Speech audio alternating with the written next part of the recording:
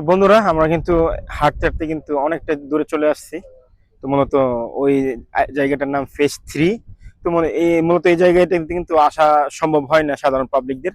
তবে আমরা কিন্তু চুপি চুপি চলে আসছিলাম। তো সাথে কিন্তু আমার রব ভাই আছে, আর এই পাশে আছে জাহার ভাই। ওনারাও কিন্তু মালদ্বীপ প্রবাসী, দীর্ঘদিন যাবত তারা মালদ্বীপ প্রবাসী। তো তাদের কাছে কিছু কথা বলবো, কথা শুনবো। কেমন লাগছে আপনার এই জায়গায় এসে? আলহামদুলিল্লাহ ভাই, আলহামদুলিল্লাহ। আলহামদুলিল্লাহ, এই জীবনের প্রথম এই মালদ্বীপ আজকে দীর্ঘ 15 বছর জার্নিং এর পরে আজকে এই আসলাম আপনার পেস্ত্রির লাশ মাথায়। এই যে একটা রিসোর্ট দেখতেছেন কত সুন্দর। আসলে কথা হলো কি বলবো, মানে দেশের মেন ঘুরলে অনেক কিছু দেখা যায়, অনেক কিছু বোঝা যায়।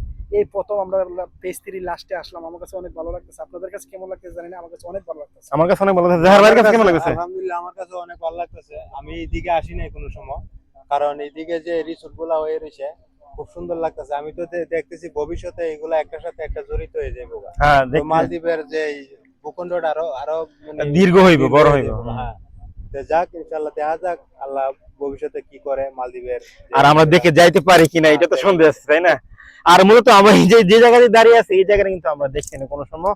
এই জায়গা কিন্তু পানি ছিল, এখন কিন্তু একটা স্থলভূমি হয়ে গেছে। তো আস্তে আস্তে আরো কিছু হবে। ধন্যবাদ।